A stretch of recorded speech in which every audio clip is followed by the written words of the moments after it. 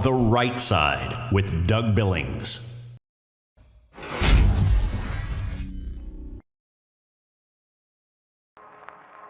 Ladies and gentlemen, this broadcast is made possible by the Spreely Network. It is the network, Spreely, for free thought and free people. I want you to go to your app store and download their Freedom Hub. Do it today, ladies and gentlemen. It's much too important. We depend on you. Freedom is waiting. The Freedom Hub from Spreely. Believe it. For the Republic. Cheers. Hi, everybody. Welcome to The Right Side with Doug Billings. Today on the program, key voter demographic groups leaving the Commusocialist, formerly known as Democrat, Party.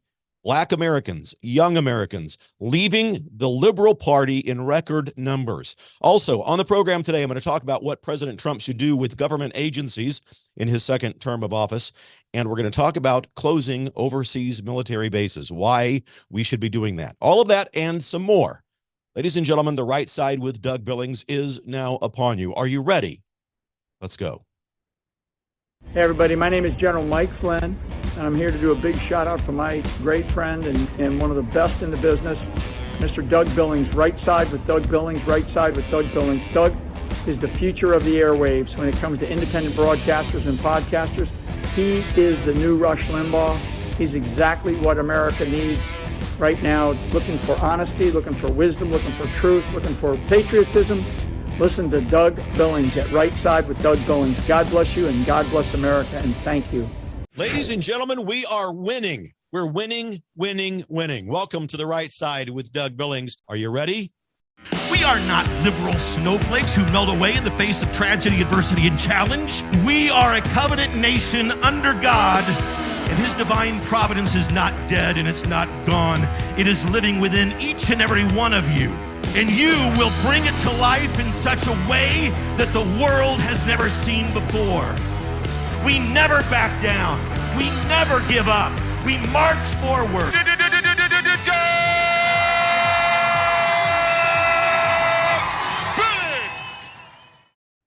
Hi, everybody. Welcome to The Right Side with Doug Billings. We meet over here, as you know, in determined prayer and determined patriotism. Since the days of its inception, ladies and gentlemen, the Democratic Party has been on a mission to control people, to enslave people, to get people to subscribe to their policies, their platform, and their politics in order so that they can exude governmental control over the people. And they use techniques that are often based in fear in order to do all of this. We only have to look to the history of the Democratic Party, the Ku Klux Klan springing up from that party, in fact, being sponsored by that political party. Keeping people enslaved to government programs has always been one of the foundations of the Democrat Party, enslaved especially to these government entitlement programs that the liberals dream up. Remember, ladies and gentlemen, and my friends out there, no giveaway, no entitlement that comes from the government or from the Democratic Party's hierarchy is ever intended to set you free. In fact, oftentimes the opposite is true. The Democratic Party, and as I call them, the Commusocialist Party, because they have currently, and truthfully, evidence of the obvious is sufficient, you can see it for yourself, they've blended communism and socialism together. The Commusocialist, formerly known as Democrat Party hierarchy, has intended always to keep you enslaved. They don't want to set you free. They don't want to free you from financial hardship. They don't want to free you from medical hardship.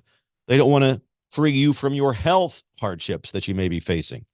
They don't want to free you from educational hardships that you or your children may be facing. They do not want to set you free from any anticipated retirement hardships that you may be facing. They position themselves using terms like social justice or family planning or health freedom, right? Those terms which are designed to make us feel as if the Democrats, the Commusocialists, care about us, when the truth is that all of those things hold people down and enslave them. Look, folks, there will always be poor people among us and there will always be people who genuinely need help. there will always be the poor. There's nothing we can do in this lifetime that will alleviate all of the poverty in the world. Because when you look at it, poverty, ladies and gentlemen, just as an example, it boils down to either personal choice or mental illness in most cases, all right? In most cases. I'm talking about extended or permanent poverty. I'm not talking about the kind of poverty that might be wrought against someone because they've lost a job. Most people, in fact, a high percentage, almost 98% of everybody who loses a job can get another job. Now, would it always be as high paying as the previous job? Maybe not. But in almost every case, people can find another job who lose a job. People, or they can create their own business if they want to really be industrious, right, and entrepreneurial. They can create their own business and make it own, much like we did here when we were forced to leave corporate America, starting this show almost 4 years ago. People who make a personal choice to remain in poverty, and I'm talking about people who are not mentally ill, are basically lazy, folks. If you're in poverty, show me a homeless, for example, show me a homeless person, a jobless person who is not mentally ill, and I will show you someone who is likely, and ultimately lazy. Do we sometimes have to work 1 or 2 jobs? Yeah, welcome to the club. When I was fired from corporate America because I refused to write policies and procedures that would eliminate preventative care and mask people up and sequester people away during the early days of COVID, I started this show. The show wasn't profitable, still not anywhere near the kind of money that we made when we were in corporate America, that I made when I was in corporate America. We are getting by month to month. So I understand what it's like. And sometimes we have to work 2 or 3 jobs. For a while there, when I was out of corporate America, I drove Uber to make supplemental income. You have to do what you have to do. And we have to be industrious and energized in order to realize that and get out there and do it. So yes, sometimes we have to work more than 1 job, and having 1 job to pay for everything isn't always possible, but we work towards that. Now, as I told you, this Democratic Party doesn't exist anymore. This blending of communism and socialism has created the Commusocialist Party. They are not a pro-America party, and they are not looking out for your best interests. They never really have been a pro-America political party. You can just look at history, look at the actions that they engaged upon throughout their own history as a party. No pro-America political party, for example, can put forth the murder of babies. No pro-America party can remove American energy independence when we once had it. No party that loves America will destroy and do away with American borders. The concept of killing babies and abortion may not have been known to our founding fathers. They had no mental capacity. They had nothing to compare abortion to. But if they did, they would find it medieval and abhorrent, and they would never have tolerated it. This Commusocialist Party's goal of reforming and transforming America away from the founders and God is what they are after. It's taken decades in order for more and more Americans to realize this, that the Commusocialist, formerly known as Democrat Party, stands in direct opposition to American ideals, principles, and traditional moral values. But people are waking up more and more every day to this by the millions, and they're saying goodbye to the Commusocialist, formerly known as Democratic Party. You can believe it, ladies and gentlemen. And because of this bleeding of chaos that the Commusocialist, formerly known as Democrat Party, is thrusting upon us, members of their most important foundational base of their electorate are leaving that party. And I'm talking about young people and black people, 2 of the most crucial and important electoral base groups that this Commusocialist, formerly known as Democrat Party, has. they've begun to leave the party in record numbers because of the dogma, quite frankly, of the radical left platform. They don't like it. Trump has today about 22% of the black vote. That's way up from just a few years ago. In 2020, when he was in the election, he had about 10% of the black vote. More and more black people aligning with President Trump, specifically looking at crime and other categories. And I can go down what the polls are now saying. 66% of black voters in the United States believe that crime is a problem. And it's been accelerated by the politics, the policies, and the platform of the radical left, Commusocialist, formerly known as Democrat Party. Nearly 45% of black American voters blame the Commusocialist, formerly known as Democrat Party, for high interest rates and the terrible economy that Bidenomics has put forth. 75% of black voters are outraged when they see video clips of people looting and robbing convenience stores, grocery stores, fast food places, etc. They're outraged. 75%, upwards of 45% of black voters think that the Commusocialist, formerly known as Democrat Party, spend way too much time on transgender issues rather than actually helping black people and their families within their communities.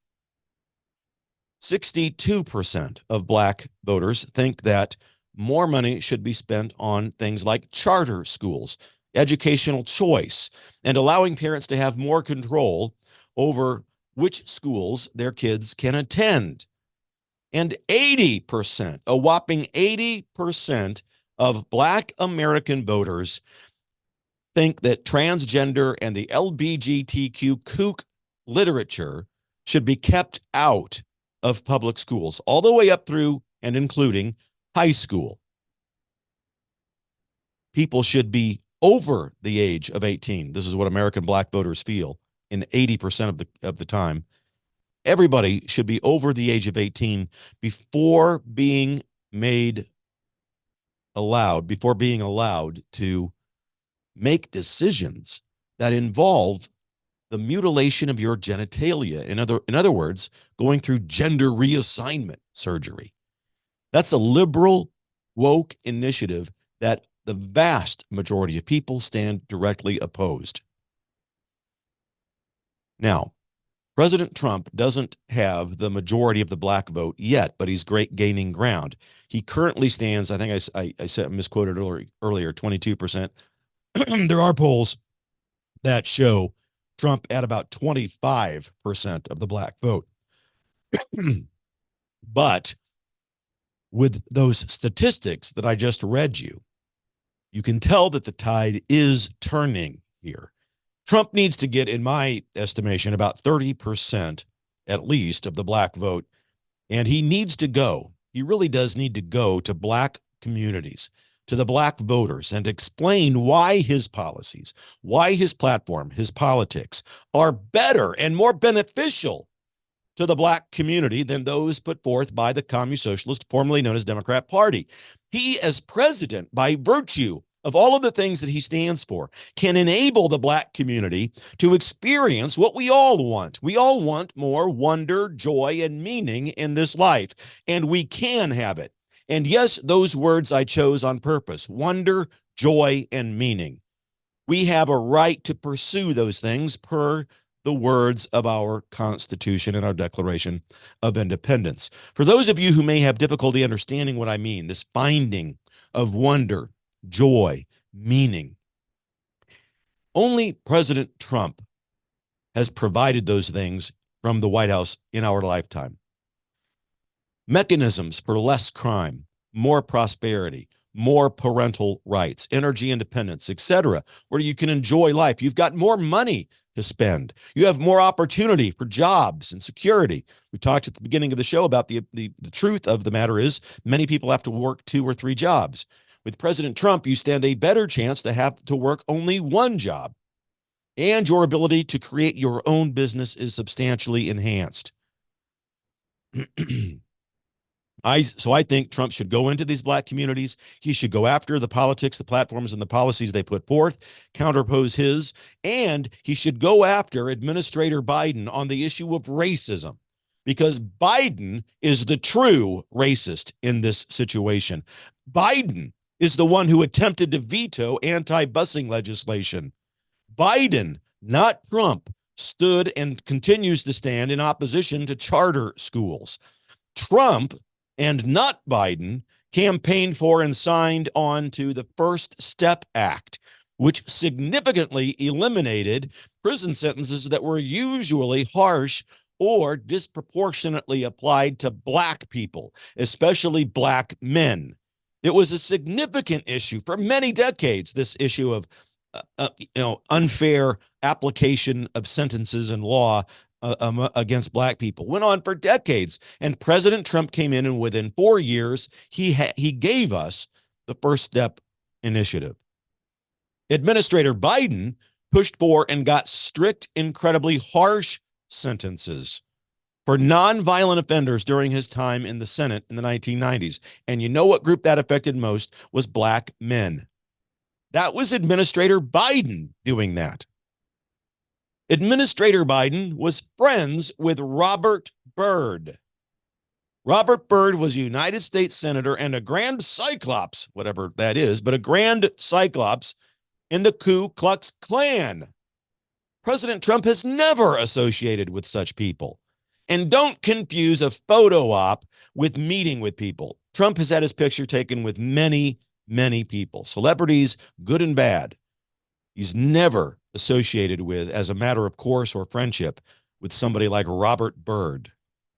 Administrator Biden and his Commusocialist, formerly known as Democrat Party, have historically and in current times diluted the American educational standards because they don't believe that black people can meet higher educational standards. Yes, the Commusocialist, formerly known as Democrat Party, think black people are stupid. And let's not forget this, folks, that liberals think we're all occupying a lesser rung on societal evolution than they are.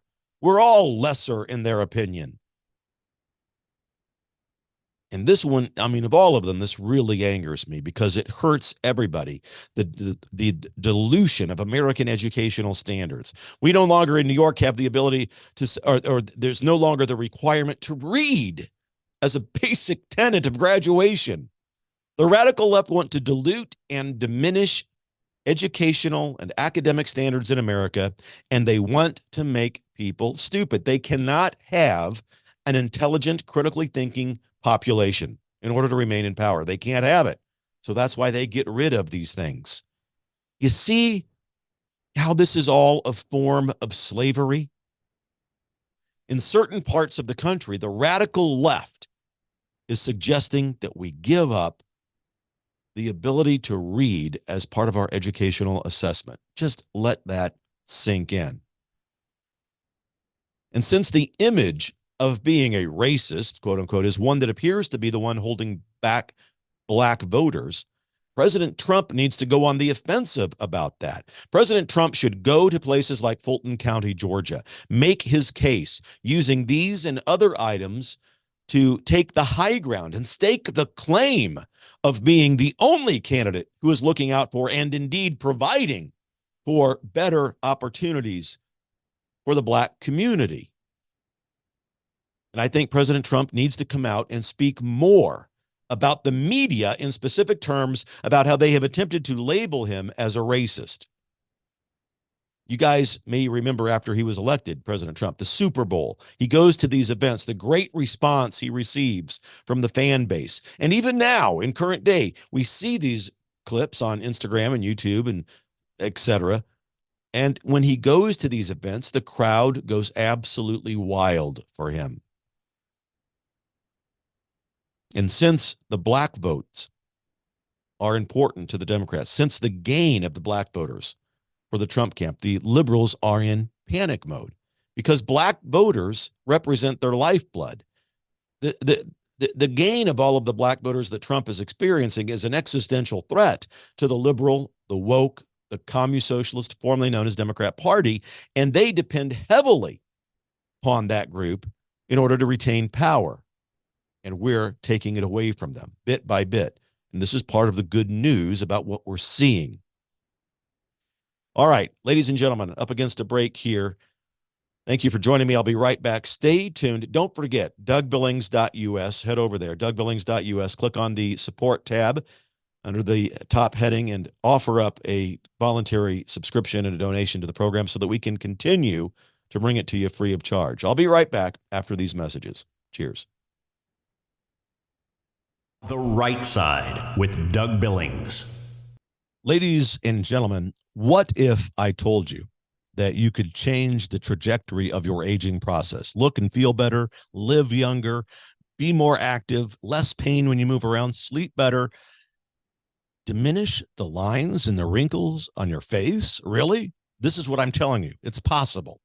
You see, low stem cell activity happens when we get older, and it could be causing many of the health problems that some people have in the world today.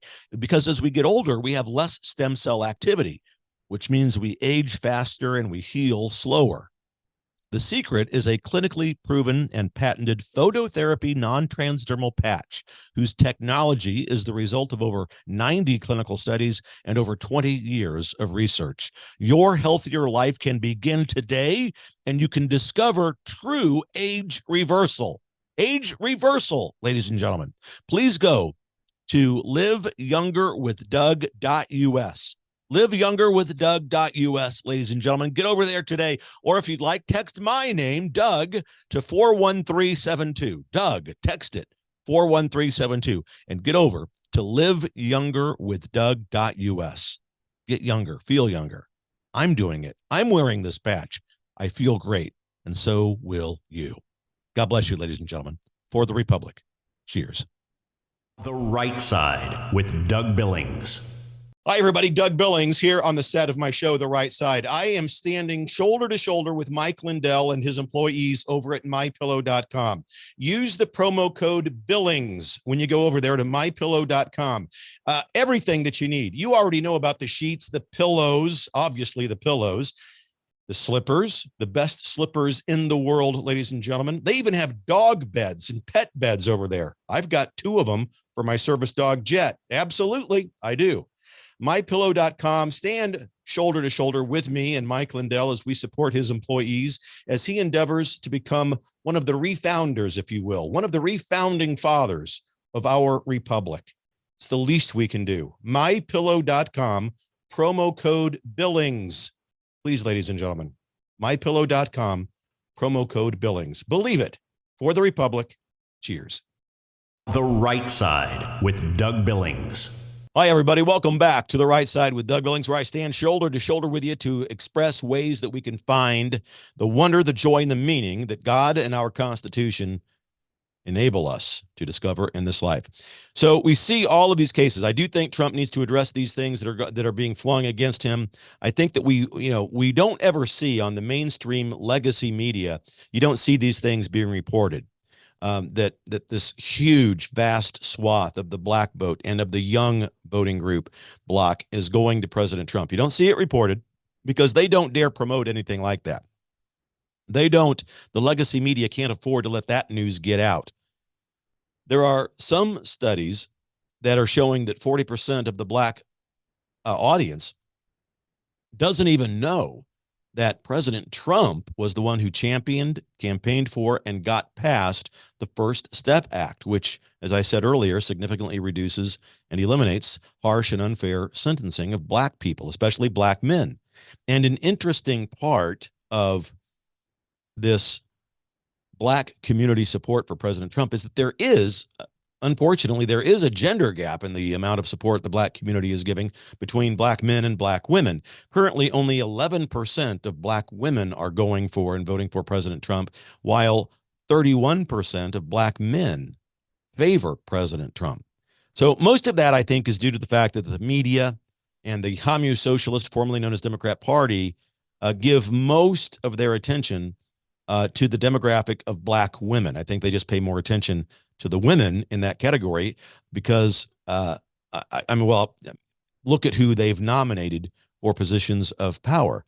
And an interesting aspect about this is black men, I think, are feeling ignored, quite frankly, by the Biden administration, and especially young black men. And they admire what President Trump is doing. Keep in mind, this is a community of black people, when we talk about the First Step program, that have been historically persecuted by the Department of Justice and law enforcement and so forth. And when they see someone else in a position of power being prosecuted and persecuted for what everyone knows is nonsense, the black community has their fair share of people who have also been persecuted and prosecuted for nonsense. And so it obviously draws them into a collaboration of philosophies and politics and worldview with President Trump. They identify with him and they like him. And so that's all part of this formula, this mix about why the black community, black men especially, are going for Trump. Prior to 2020, Republicans were lucky if they got 8% of the black vote. Now, with Trump in 2020, he got 12% of it. Right now, today, currently, President Trump has 22% of the black vote. 22%, up from 8% in 2020 for the Republican Party in general. You see, we do shows, and we've done them in recent weeks, where we talk about this. And specifically, members, you've seen Black Lives Matter. The guy that founded the Rhode Island chapter of Black Lives Matter came out publicly and supported and endorsed President Trump. Just last week, Will Pierce, a member of the Senate, I believe, who supported and advocated for Administrator Biden and Bernie Sanders and others, he left the Democrat Party, left it, and he became a Republican. Now, we've got to keep our eye on him. We don't want him to be a rhino, but he left the Democrat Party. And I'm telling you, folks, millions of people, the John and Jane Does on the streets of America across the country, are leaving the Democrat Party. Take a look at clip 1 of young black men talking about Trump. Is the new punk rock. You know what I mean? Yeah. We're the rebels. You want to be cool? Come join our cause, baby. One question. Who are we voting for in 2020? Trump 2020! Yeah. So there you have. I mean, I could show you dozens of clips like that. I'm advocating to President Trump. I'm going to tell him, I'm going to inform his campaign. He's got to go into these black communities as soon as possible and go there often.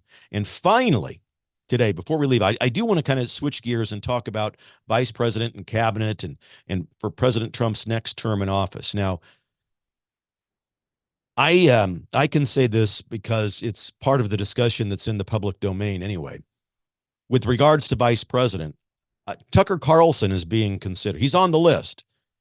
There are others who you may recognize. Kari Lake. I think what they're deciding with Kari Lake is that her run for Senate would be a more powerful position of alliance for Trump and the Republic than it would be for a vice presidential pick.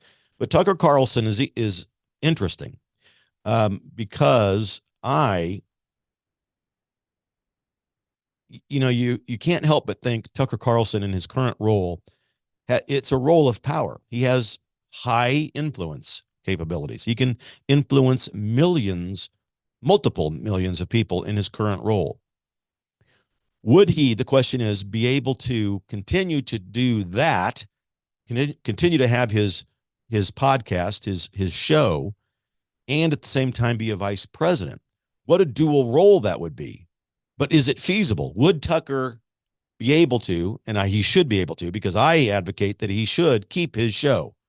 That's where he can reach millions upon millions of people and deliver to us news. But what if he was the vice president and he's privy to even more information that he's privy to now? Information that he could talk about. I'm not talking about classified stuff here, but information that he can talk about and have influence over and glean and put that into his shows and tell us about it.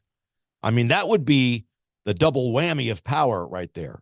You would have someone who has substantial ability to sway public opinion about any given topic and a working vice president to go and do some bidding of President Trump, but also to stay and remind people of what the presidency is facing in these next 4 years. Keep in mind, there's an array of ways that we can go about revamping the cabinet. President Trump's, I can, I tell you that I think the cabinet, if you're talking about the cabinet, which obviously includes the vice president, that was one of the Achilles heels for President Trump during his first term. Disloyalty among members of his cabinet was a huge problem. And I can glean extensive amounts of information in ways by which you can better vet, screen, and interview members for any position based on my 23 years in corporate America as the vice president of human resources. So I know what it takes to screen, vet, and interview people. But the departments within the cabinet, I mean, where would you like to begin? The Department of Education? I think we need to turn the control of schools back to the states, and especially and more profoundly back to parents. Education is not a federal issue. Parents should be the final authority with regards to how children are educated in their own individual states. So here's the deal. Department of Education should be eliminated. Eliminated completely. Just get rid of it. Now I want to look at you with you at the Department of the Interior, because we can eliminate the powers and the controls of public parks and lands, give it back to the states where it belongs. It's an overreach to include and to state that the federal government should be in charge of these lands, just as it is with the Department of Education. Department of Interior, eliminated. Give it back to the states. That's where it should be. What about the Department of Energy? Should be eliminated. The federal level is no place where we control energy. It goes back to the states. Ladies and gentlemen, this was the intent of the founding fathers. Next, what about the Department of Agriculture? Again, I think those authorities and those powers belong to the states, not to the federal government. And along with that, I would eliminate the Environmental Protection Agency, the EPA, gone. Return those powers and authorities back to the states. Now, next, and probably most importantly, President Trump needs to look at the Department of Justice, and specifically within that department, the FBI and the CIA. You either gut them and purge them in a profound way, or you consider eliminating and rebuilding from a constitutionally conservative model. I think far too often we've seen evidence of agents within both of those organizations acting out their own political ideologies rather than following the Constitution and the law. So those are the departments within the cabinet I think that we should all look at. But I also want to look at the United States membership within the United Nations. President Trump should first make sure that all member nations are paid up with whatever they may owe to the United States. Then I think after review, after discussion, and not much, because I think evidence of the obvious is pretty clear, the United Nations is more interested in a global conglomeration of a one world government than they are nationalism of any particular country. We withdraw. The United States withdraws from the United Nations. The only argument you would get about that would be from the neocon establishment swamp members of government. They would be up in arms, their heads would explode. But we should consider it. And I'm suggesting we do all of this for several reasons. We need to return our republic back to a states' rights constitutional republic, where states' rights outrank the rights of the federal government, to vacate power from the federal government that was intended for the states, also to save money, also to focus on American issues more so than we focus on foreign issues. Let's take care of our own house first. And finally, and I could go on, but to cut waste and corruption, eliminate these agencies, rebuild if necessary, but eliminate most of them. And on top of this, overseas military bases. Today, the United States has more overseas military bases than every other country combined. Approximately 750 military bases spread across over 80 countries make up about 75 to 85% of the world's total overseas military bases. It's more than any other nation, any other people, any other empire in the history of Earth, ladies and gentlemen. So immediately the neocons and the swamp dwellers in the elected class will lambast this idea. And they'll bring up China and the buildup of their military and presence in the Pacific. And I'm telling you that the United States national security strategy has long held an orthodoxy of overseas military bases. But I'm also here to tell you that it's not necessarily true that those bases are keeping enemies at bay. In fact, I can make an argument that those bases are needless and reckless. They cause needless conflicts. They bring enemies to our door. And the elected class then makes up these knee-jerk military reactions to any number of an array of issues that could happen overseas. We better get our military troops on the ground and get over there and protect, yada, yada. What about diplomacy, folks? Remember Trump and diplomacy? No wars, pulling back, shaking hands. Knee-jerk military responses from the neocons provoke our enemies, and diplomacy deters our enemies. And Trump was a perfect example of that. So I think it's time to bring the troops home. Bring them home. And you can read about a lot of this, by the way, in my book, Remaking the American Political System. Myself, Mike Beeler, wrote the book. It's a guide to how we can remake the American political system. And it's kind of a play on words, because we're not talking about transforming America. We're talking about putting America back into the hands of the people and of the states as the founders intended. Imagine that. So these are all, with regards to the bases closing down government cabinet positions and so forth, and agencies within the government, these add up to geopolitical decisions that President Trump and his team need to face head on with only one term to use. Now, that's the good news in a lot of ways. It's good that he has one term because he knows how to do it now. He's not coming in fresh and new like he was in 2016. He knows the game now, and he can act with certain speed, and he can act as fast as possible to pursue these agenda items. So I think that we should look at all of this and consider it. If we want to rein in and return power to the people, to the states, as the Constitution dictates, we need to look at this. And these will be decisions that many would say are tough decisions, really are not so tough. It's not so tough. It's actually an easy decision, in my view, to close and shut down the Department of Education. The Department of Education responsibilities belongs to the states, and each state needs to have the ability to manage itself. But the border is an issue too in Texas. Now, Abbott's working he's a little too late to the party. He didn't do a lot of this in the beginning when he should have. And I don't know why. I've never been a governor of a state, but the governors have a lot of power. They have more power than they realize, I think, sometimes. So do sheriffs. But with regards to the border, let me just draw an example. In Texas, Governor Abbott is now working to pass laws to make illegal immigration. Imagine that. Making illegal immigration illegal. They're making laws to prosecute illegal immigrants, to arrest them.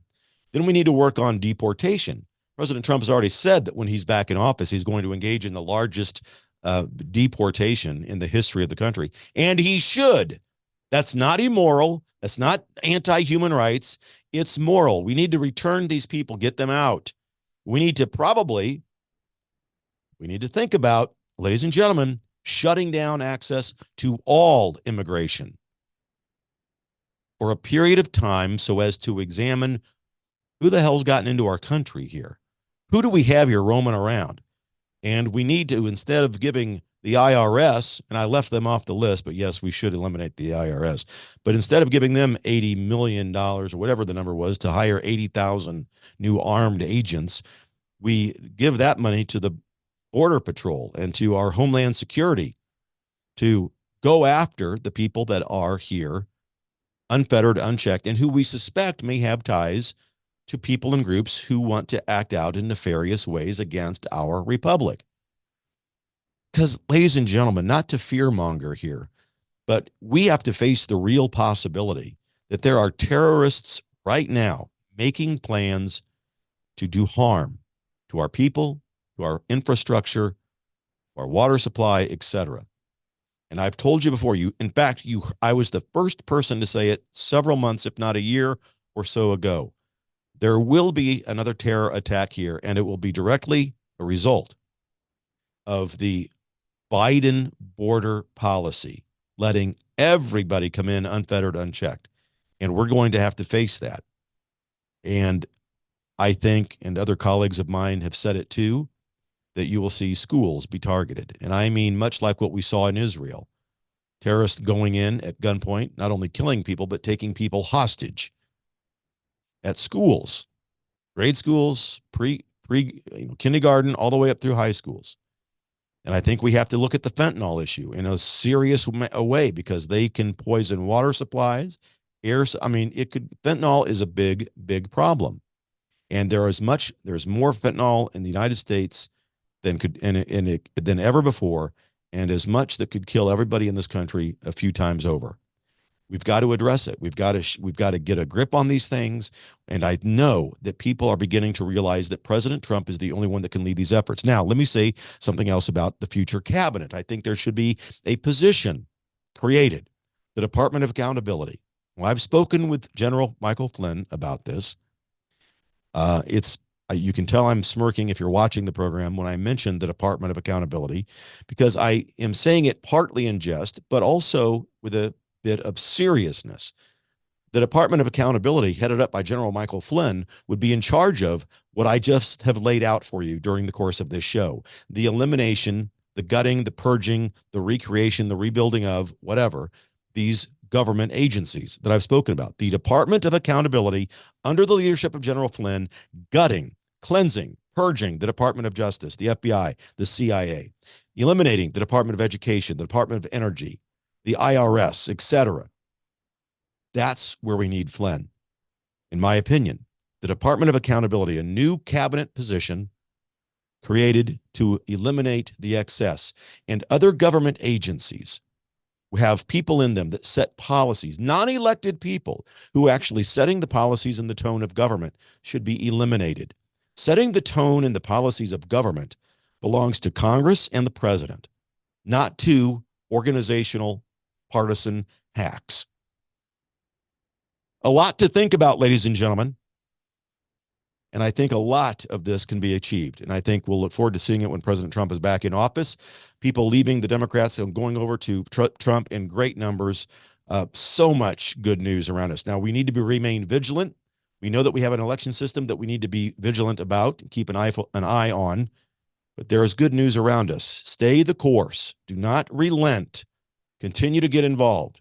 And please continue to go to dougbillings.us. At the top of the webpage, click on the support tab, and then click on donate now and so forth. And choose either a reoccurring $10 monthly donation, $120 monthly donation, or any amount of a one-time donation at dougbillings.us. We would appreciate it. This is how we make a living and how we offer the show to you free of charge. Thank you very much for your support, ladies and gentlemen. I hope you're all preparing, in spite of all of this negativity, I hope you're all preparing for a very Merry Christmas. There is so much wonder, joy, and meaning on the horizon that I would wager to say you can't comprehend what awaits. Continue to be part of the remnant, folks. Believe it. For the Republic. Cheers. The Right Side with Doug Billings. Ladies and gentlemen, what if I told you that you could change the trajectory of your aging process? Look and feel better, live younger, be more active, less pain when you move around, sleep better, diminish the lines and the wrinkles on your face? Really? This is what I'm telling you. It's possible. You see, low stem cell activity happens when we get older, and it could be causing many of the health problems that some people have in the world today. Because as we get older, we have less stem cell activity, which means we age faster and we heal slower. The secret is a clinically proven and patented phototherapy non-transdermal patch, whose technology is the result of over 90 clinical studies and over 20 years of research. Your healthier life can begin today, and you can discover true age reversal. age reversal, ladies and gentlemen. Please go to liveyoungerwithdoug.us. liveyoungerwithdoug.us, ladies and gentlemen. Get over there today. Or if you'd like, text my name, Doug, to 41372. Doug, text it, 41372, and get over to liveyoungerwithdoug.us. Get younger, feel younger. I'm doing it. I'm wearing this patch. I feel great, and so will you. God bless you, ladies and gentlemen. For the Republic. Cheers. The Right Side with Doug Billings. Hi, everybody. Doug Billings here on the set of my show, The Right Side. I am standing shoulder to shoulder with Mike Lindell and his employees over at mypillow.com. Use the promo code Billings when you go over there to mypillow.com. Everything that you need. You already know about the sheets, the pillows, obviously the pillows, the slippers, the best slippers in the world, ladies and gentlemen. They even have dog beds and pet beds over there. I've got 2 of them for my service dog, Jet. Absolutely, I do. MyPillow.com. Stand shoulder to shoulder with me and Mike Lindell as we support his employees as he endeavors to become one of the refounders, if you will, one of the refounding fathers of our republic. It's the least we can do. MyPillow.com, promo code Billings. Please, ladies and gentlemen, MyPillow.com, promo code Billings. Believe it. For the Republic. Cheers. The Right Side with Doug Billings.